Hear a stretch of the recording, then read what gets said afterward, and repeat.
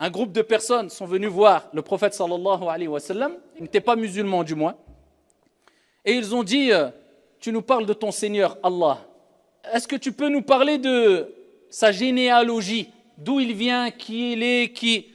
Allah subhanahu wa ta'ala a inspiré au prophète alayhi salatu wa sallam, a révélé cette sourate au prophète sallallahu alayhi wa sallam.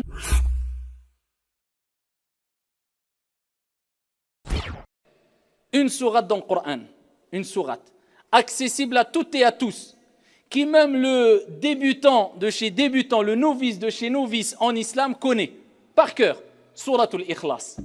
Cette sourate qui est dans le Saint-Coran et qui est composée que de quelques mots, qui est courte mais énorme auprès d'Allah subhanahu wa ta'ala. Allah dit dans le Coran, Bismillahir Rahmanir Rahim, Qul huwa Allahu ahad, Allahu samad, lam yalid wa lam yulad, wa lam yakul lahu kufuwan ahad. Aussi simple que ça, aussi clair et précis que cela, accessible à toutes et à tous. C'est comme si Dieu nous disait, regardez, cette sourate elle est courte, mais celui qui la récite, eh bien, va gagner tellement de choses que je veux qu'elle soit accessible pour toutes et tous. Pas besoin d'être un savant, pas besoin d'être je ne sais qui.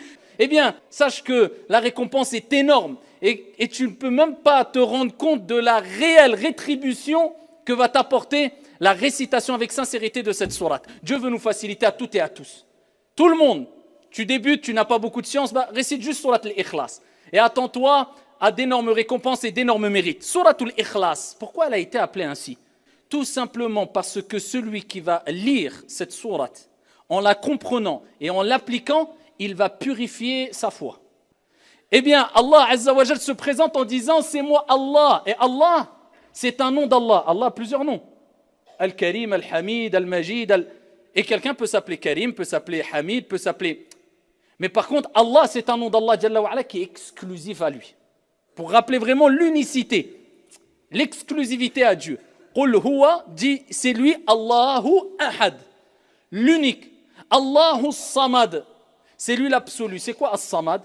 C'est celui dont tout le monde dépend et implore l'aide alors que lui ne dépend de personne. C'est pour cela qu'on voit même des gens qui te disent je ne crois pas et les gens qui ne croient pas disent oh my God, oh mon Dieu. Parce que quoi? Allahu samad. Dieu s'est présenté dans cette sourate afin de nous rappeler ici l'importance de ses attributs divins. As-Samad, c'est celui qui répond à celui qui lui demande et tu as besoin de lui que tu le veuilles ou non. Ça te rappelle que quoi? Quand tu as de gros soucis, de gros problèmes, de grandes demandes, eh bien demande-les avant tout à Dieu. Ensuite, eh bien adresse-toi aux causes parmi les êtres humains. Mais demande-le à Dieu avec ardeur, avec ferveur, avec conviction, avec le cœur, avec pureté dans ton intention et dans ta demande. Dans un autre hadith rapporté par Al-Bukhari, le prophète sallallahu alayhi wa sallam, il dit aux compagnons, qui d'entre vous c'était le soir est capable de lire un tiers du Coran maintenant? Ils ont rappelé au prophète que ça serait difficile pour eux. Il dit maintenant là le soir. Le prophète alayhi salatu wa sallam a dit, par Allah, le fait de réciter Qul huwa Allahu ahad équivaut à un tiers du Coran. C'est-à-dire que celui qui récite Surat al-Ikhlas 3 fois d'affilée, il a le mérite d'avoir récité, lu tout le Coran entier. Énorme. Un autre hadith rapporté par Al-Bukhari. Le prophète alayhi salatu wa sallam a désigné une personne pour présider la prière d'un groupe. Tout le temps, il récitait ce que Allah lui a permis de réciter dans la prière. Il terminait avec Suratul Ikhlas. Eh bien, il le faisait tout le temps. Les compagnons ont été intrigués quand même. Ils ont interrogé le prophète sallallahu alayhi wa sallam. Ils disent, ya Rasulallah, un tel, à chaque fois il préside la prière, tu l'as désigné pour présider la prière, toujours Surat al-Ikhlas. Regardez la sagesse et l'intelligence du prophète. Interrogez-le pourquoi il le fait. Regardez la retenue. Avant de prononcer c'est bien ou c'est pas bien, pourquoi? Pourquoi tu le fais? Ils l'ont interrogé. Il a dit parce qu'elle est composée des attributs d'Allah et j'aime la réciter. La compréhension. Allah se présente dedans.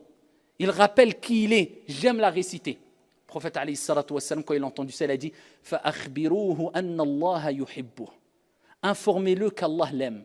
Comme il a aimé cette sourate et les attributs de Dieu, eh bien Allah subhanahu wa ta'ala l'aime. Et le prophète sallallahu alayhi wa sallam fi sahih, il dit celui qui récite surat al-Ikhlas 10 fois d'affilée, 10 fois, ben Allahu lahu qasran fil jannah. Allah lui construit, ce n'est pas une demeure simplement, un palais au paradis. C'est la petite sourate.